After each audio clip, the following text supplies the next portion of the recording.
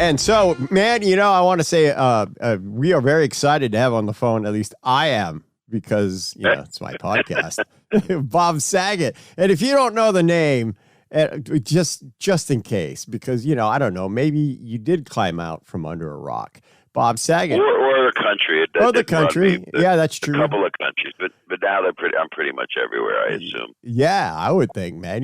And this, mind you, I was looking at your bio, Bob.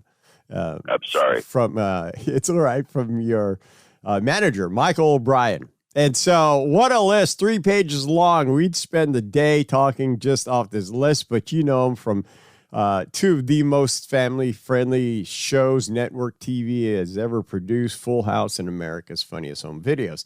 But the list is just, it's incredible. It's incredible, Bob Saget. Yeah, I have a weird career. What people don't know is that, I don't know why, I guess they're young, that I did stand up for 15, 17 years before I even got Full House. And I was in a Richard Pryor movie. I got fired from other shows. I was in a Rodney Dangerfield special. All kinds of stuff that takes years. It takes a decade to get started most of the time. Yeah. Unless you're a one-hit wonder, or a brilliant person. That there are some of those that just happen, and that's it. They're set for life, because they're so special. Yeah. There aren't that many of those people. But yeah, I keep plugging along, and now I'm more motivated to do stand-up right now. I mean, I'm sure when you go to work, you're going like, okay, I'm going to make some person in their car that's been listening to Just News laugh. Yeah. Or I'm going to do something that gets their mind off it right now, because the world is just too painful, and I'm here to entertain. I always have, too, when I come to the San Jose Improv. I've just always done that. That's my goal, but I'm more now than ever. Yeah, that's just you got to be that way. When people tune into the radio show that I do, it's nothing to do with anything. I mean, no political, nothing, Right. No world events. It is strictly the music and the little fun, stupid crap that I can find to share, which mostly something. I call that my act. Yeah. Yeah. Because why waste their time? Why waste their time with stuff that and it's also not my interest. My interests are, I do mention things that are more, that have caring in them. It's a little more, I guess I would say, dare the word poignant, but they're more human relatable, more family relatable, relationship relatable, about caring about people. But I don't do it in a way that people roll their eyes and get all nasty and cynical about it all. Right. I'm just trying. I'm still doing plenty of stuff below the belt, making fun of my own parts, just so people can relate to, Oh yeah, just the normal stuff without getting canceled. Yeah. You can't get canceled if you cancel your own wiener. Yeah. Oh, and for those of you that think you're going to go to see Bob Saget at a comedy show and see Bob's TV guy, Mr. Dad, it's a different thing. Well, it depends on the stuff you've seen too. Years of Entourage proved that was just a bunch of, and I've done, 5 specials, been nominated for a Grammy. It's like stuff that I've done, but the Gen Z kids, they know Fuller House or Full House or whatever. Yeah. But I've always done stand up, and I've always been irreverent, and I'm actually working on a new special, so I've got like 90 minutes of brand new. Years ago, I went to San Jose Improv. And I remember I had just done a special for HBO, right? And then someone yelled, "I just shot it," and then it just aired, and a guy yelled out, "This is the same stuff from your special." And I went, "No, bro, the first 20 minutes is new. I mean, I'm sorry, some of it's repeatable, but it's really hard to write a new, hour and 15 minutes. But now I can safely say, because of what we've been through, how we all had to shut down and do all this crazy stuff that's hurt so many people." Psychologically, although I love binging with my wife, it's almost sex, but I call sex binging now. Yeah. We'll do this. This will be a short episode. This will just be a 6-parter. It's all new. I mean, it's literally all new, and I'll be doing a new special, and that's what I'm leading toward. And I'm working my butt off. I've just been on tour, and I just got back from. I mean, my God, where was I? I was in Albany, Derry, New Hampshire, and Skankfest in Houston, which is a bluish or free speech comedy festival. And that was, I think it was 2 days ago. And now I'm going to be able to come in this Friday, Saturday, and do 4 shows at the San Jose Improv, which I love because it's an old theater. It was like 1903. Right. I think Harry Houdini was in that room. Isn't that crazy? And, you know, when I found out the stories about the Improv, and then they were telling me, he said, yeah, Harry Houdini was here, and he used to do his show. And it was just like, really? And they're like, yeah. And it just kind of, you can sense that. It's kind of, you feel it. Yeah. And they all tell you the same thing. All the people that work there, they go, it's haunted. I go, I know, because I've been touring, I guess you'd say certain parts of the world. Sure. I've toured in England and Australia because I love Australia, and I've always been known there. Full House, of course, was very incredibly popular because the girls were all blonde and pretty. So, yeah. but when I tour theaters around this country, I'll play at 1911 Theater and and you're talking, they ran Chaplin movies, or they'd have vaudeville, and Chaplin was in some of these theaters to introduce movies, and it's just like you could smell the history and not the rats. It's good. Yeah, yeah, no kidding. Yeah. But the audiences are also amazing. Some people, I'm fortunate enough, I'm going to play the Bay Area consequentially. I just want to get this special done, so I'm off-road a little bit, which makes me in some ways more fun to watch than the practice I'm going to destroy tonight and crush. But that's still my goal, is for people to have the best night that they've had in a really, really long time. Wow. And my audience is like the diversity and age of my audience goes from like 18 with fake IDs all the way to death. Yeah. So I think some people I'm the last show they ever see because they're like 99. Yeah. Yeah. So what's the best thing you ever did? What was the last show I saw with Bob Saget? What's the last thing he said? Good night. Good night. That made my year. But it's a gift. It's a gift to be able to do. I mean, what you do is a gift. I mean, I'm not blowing smoke, which is very painful to do, because where you're supposed to blow it, you can't say on the air. And I don't know why anybody would want that. I mean, it's not a safe time unless you have a mask on and you're blowing smoke through the mask. Yeah, right. There it is. Right? Yeah. Then you're safe because who's had a mask? But I just love. There's something about it. I just changed. I changed over this time, and I think a lot of comedians did. A lot of us have banded together and have the same kind of feeling. And I know you do a podcast, which is, what's the name of yours? Mine's John Michael's Rockbox. I like that. Yeah. I started mine pre-pandemic. It is called Bob Saget's Here For You. And it started as I was out touring, and I was noticing people yelling at each other in the audience. And it really upset me. And I was like, why is this happening? And it was pre-sickness. And then I came up with the idea for the podcast. I recorded 2 episodes solo, and then they said, "Oh, we got a pandemic. We're bringing the board to your home, the Roadcaster." Yeah, we talked before we started. I know. I love this thing. Yeah, they're great. And I was calling people to see how they're doing, which I'm going to start again. And I just switched podcast companies, so I'm over to Bill Burr and Al Madrigal's company. It's called All Things Comedy. And it's really, it kind of, when you do well with a podcast, I'm up to like 120 episodes this week with Bill Burr on it. And then last week was George Lopez, and the next Monday will be Marlon Wayans. So I'm kind of, and I've had some of the best guests that you could have. I had Jason Sudeikis, Tiffany Haddish, and, Whoopi and David Portnoy. You're such controversial people, and Jake Tapper, and, everybody's controversial.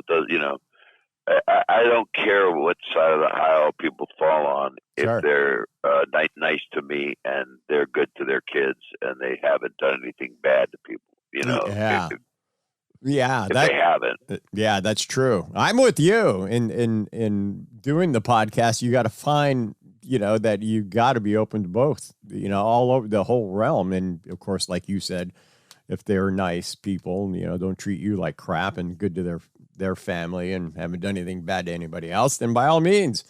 So who's probably your favorite person that you've had on? Well, this week I have to say Bill Burr because he's on. But Bill Burr. Yeah, Bill Burr. Bill Burr Bill Burr we're friends, okay? Right. And the whole joke is that I say Bill's my friend, and then Bill tries to figure out if he's my friend. Yeah. And so Bill and I like to give each other a lot of crap. So Bill was laying down the whole podcast, and some people are going, "This is the best thing I ever heard." Some people are going, "I mean, my God, Bill, take an Adderall, sit up."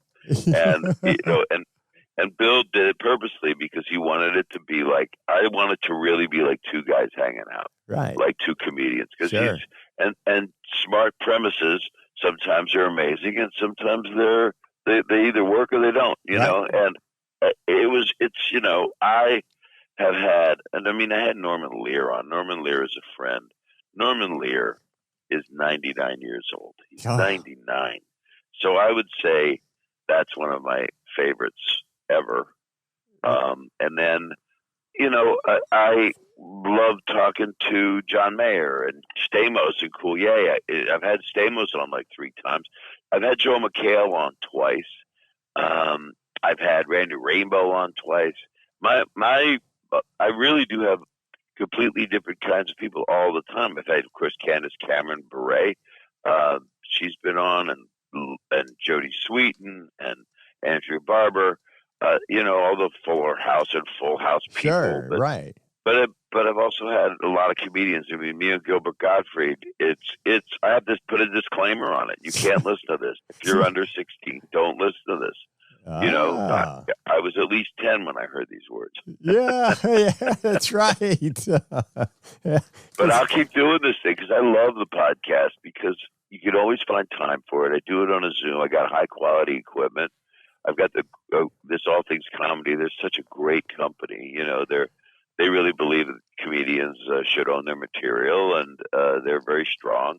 Yeah. And I'll be shooting a special in the next, I don't know. I'm hoping by the end of the year. It might have to be January, but and I'm hoping to do it in there's a couple theaters I have, I'm excited about doing it in. But that also, I've got a lot of projects I'm working on. I'm directing a couple things. I'm working on a ton of stuff. So I'm always like that. But stand up is such a priority. I'm out every weekend. Literally. My wife said, "Get the hell out." All right, Bob, I've seen you all week, and it's time for me to have a break. Go do comedy. Exactly. Go somewhere. It is a break in a way. It used to be tedious. It used to be, oh, God, I got it. Well, getting somewhere could sometimes be a pain in the butt, especially if people are punching each other on planes. Yeah. But it also is an amazing experience to look forward to it so much, like I used to. Like when you get up in the morning, are you raring to go to do your show? Yeah. Every day? Yeah. I start off, I have to do traffic reports, but that's beside the point. But, I'm already getting on and looking up things to share on the radio. It's like, well, what's that? Right. Does that look, let me read that. And if it sounds something like the other day, I read that Camilla Parker Bowles was talking about how Joe Biden had farted on her. Well, at least in the same room that they were at the other day. And Joe farted or was farted on? Yeah, he farted, and apparently a good one. Because he was dozing off. Well, it might have been an exhale during the nap. It could have been, but it was just a funny thing to share. And so, of course, I had to find the sound effect of a good, healthy fart. And I let that go off when I'm talking about the story, just because, I just thought that was kind of hilarious. It was just a little funny that they're talking about 2 people of stature there discussing farts. But, Yeah, farts are universal, and there is no one that doesn't.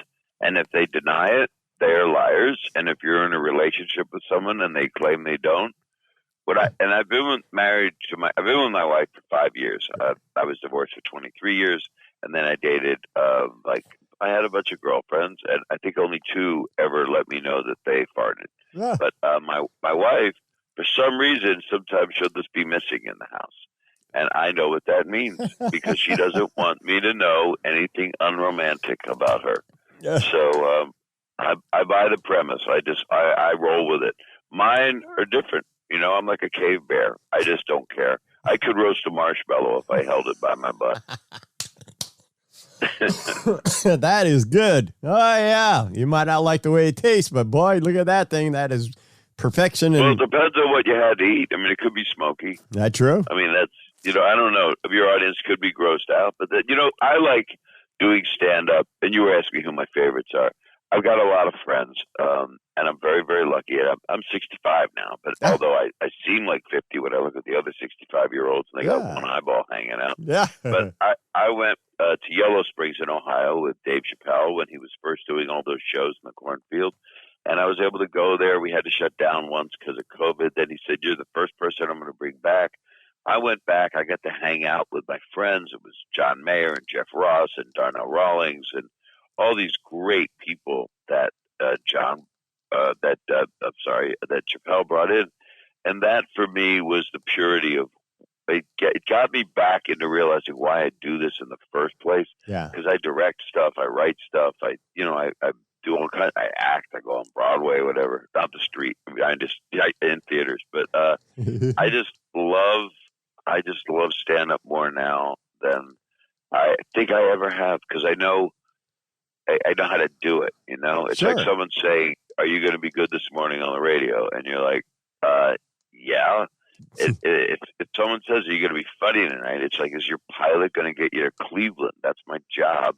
It's not just a job. It's something that I take very dear to me now. Yeah. And I am saying some stuff that means something, but it's always veiled in something that's a little more palatable. Whether it be, I don't do a lot of fart jokes. Believe me, over the years, I've had specials that had 10 minutes of them. Yeah. But I mean, now it's always, I'm not as blue, I don't think, but then I am. Like people will go, "Oh, you weren't blue enough. You used to be dirtier." Well, I guess I'm an artist. I am.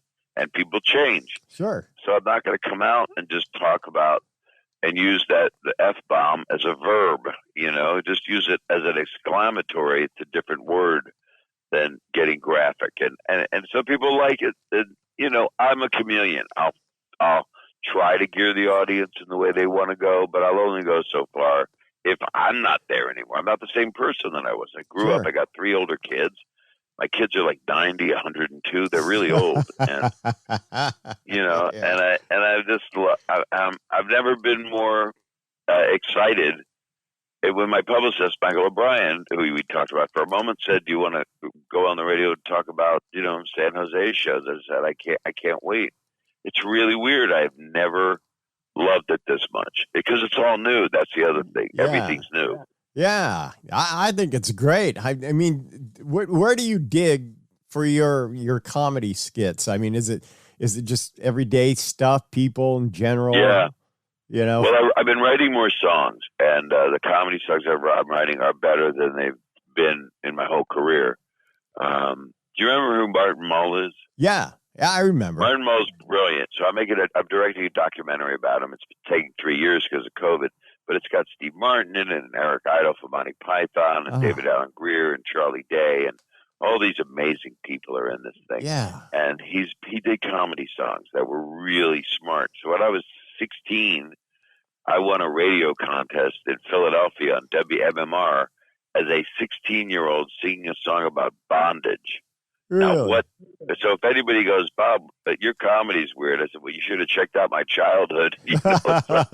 Yeah, no kidding. And so, songs are not as crude, but they definitely are entertaining. And the couple that I do that are new are some are really, really silly because that's what I love too. And then I also love something that means something to me. So I've got a couple real thematic songs that are, about kindness, but yet I don't talk about it in a preachy way because people turn off to that. They just, "Oh yeah, kindness, yeah, fine. How about fixing the world?" But my kindness theme is disguised in things that they think is funny because it is, and it's irreverent. So when you do that, then you kind of get everybody on your same page pretty much. You can't really tick off too many people. Yeah, man, that is awesome, dude. Yeah, it's hard. It's hard to figure out. Wait, that'll bother this group. This will bother this group. I want everybody to have a good time. I want the UN in my damn place, and I don't want them mad that it's not just whatever. I mean, And I know the audience. I know the demographics of every place I've ever played. I've been doing this for 50 years or some crazy 45 years. I don't know. Yeah. All I know is I'm going to die one day, and I don't feel like it, so I might as well howl at the moon and do it with the audience and give them a great time. Absolutely. Well, I'll tell you, you'll hold your age well, because I would have never guessed 65 at all. Oh, thanks. Yeah, and from the waist down, I look about 14. I keep it all grooved, because when you do a podcast, Manscaped is one of your sponsors. Oh, yes. There you go. Absolutely. Yeah, you got to do it up for Christmas. It's some jingle bells going on there, mister. Oh, heck yeah. I got to flock them. Yeah, I like it. Oh, this is fabulous. I got to check out your podcast, and then, of course, Bob Saget on tour. And again, you can find Bob doing 4 shows this weekend at the San Jose Improv, Friday and Saturday too, on each day. 7:30 on Friday, 9:45, and then 7 on Saturday, and then 9:30 as well, which you can get tickets. Thanks, man. I love when I don't have to do my own plugs. Nah, man, we'll take care of you, Bob. You have. And they can get tickets at my website, bobsaget.com, and find out what else is going on, with my career and all that crazy stuff. Because your list is just, because I know you love comedy, and you're doing all these different things. How do you prioritize? Is it the help of Michael O'Brien, or is it? Well, I have a bunch of people. I have managers, agents. I have a team that get me, and I've been with them a long time. Like my agent handles Chris Rock, and and my manager handles like half the people on TV that are on SNL and all different shows. So I mean, I've been fortunate, and then I have wonderful, wonderful people that work with the people that you kind of like the best. Sure. And so I'm in a good air of that, but yeah. I just do what my heart tells me to do. Like I've got a meeting today on a new show, and I've got a meeting tomorrow on a new show, TV shows, and I've got a movie meeting for a directing gig, and I've got a movie coming out that I shot in the Cayman Islands, which I just found out the name of it. They didn't know. They didn't know the name of the damn thing, and they just named it. I'm going to try to tell you the name. It's going to be out, I think, I don't know when. The fall. It is the fall. I think it's called Over Your Dead Body, and it's an ensemble piece, kind of like if Knives Out met Secession. It's a cool dark comedy. So we'll see how it does. Well, I think it'll be keep great. Going. Yeah. Well, thank goodness for those that help us, because, honestly, Bob, doing these podcasts that I do as well, I couldn't do it without the help of some friends who help with editing. Because, mind you, I like editing. I think it's fabulous to do it, and I can do it, but I can't do it as well as the people that help me edit.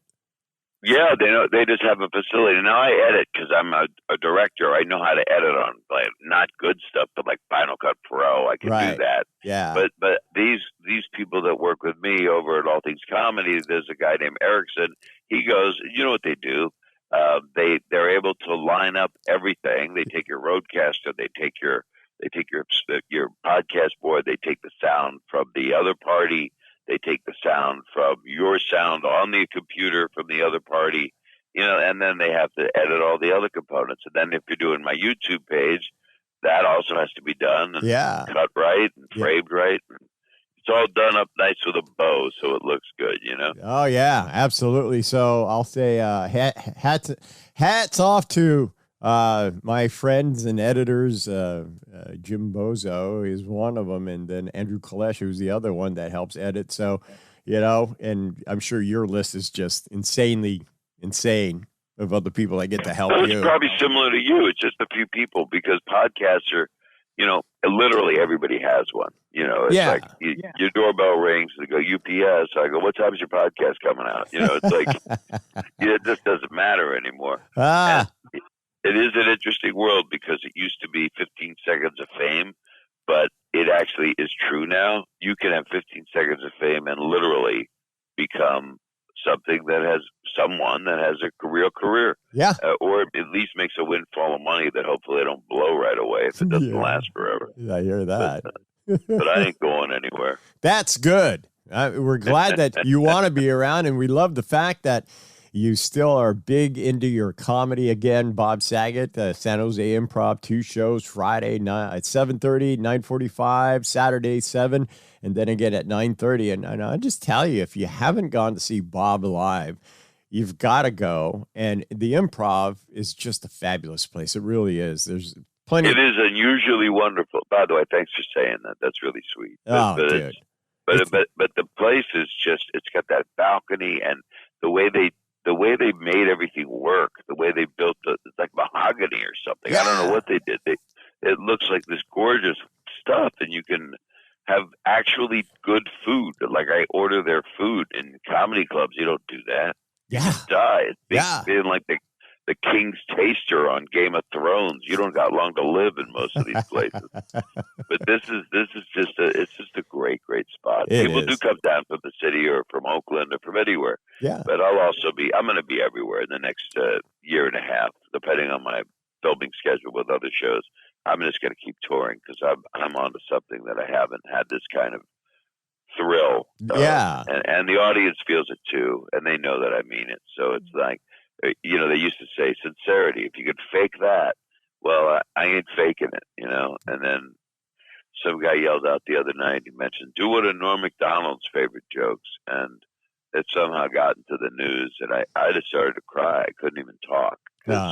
He was my friend. And I directed Dirty Work, and we've been friends forever. I mean, I've known him since he was 17. And so I could do impressions of him telling me what a bad comic I am. I could do that because he's so fun. I think of him present, when you lose somebody, you talk of them like they're still here. Yeah. So he's kind of with me as I don't know. I will always miss that man. Yeah. And so will the world. Absolutely. Yeah. Norm Macdonald's one of those guys, you hear that voice and go like, I know that guy. Right. Just like I know who that is. Right now he would say, Saget, will you just stop talking about me and just do your own press? Yeah, I've taken care of my own, Bob. Right. Well, I can't thank you enough. Thanks for all the nice comments, and I hope you can come out to the show. Back in the day, they'd have radio payola. They would get your refrigerator steaks. They'd get you a suit. Yeah. I can get tickets to a show. There you go. I unfortunately this weekend I've got several gigs because part of my other income is performing with cover bands. So I am sending. Oh, that's fun. I love doing that too. It helps keep me in shape because I'm the drummer, and so I got to lug my own gear. So that excludes me if I having to pay for going to a gym because it takes a good 45 minutes to set up and then another 45 after you've played X amount of hours to put it away. Well, you take care of your shoulders and those tendons in your arms. That's all my drummer friends are always.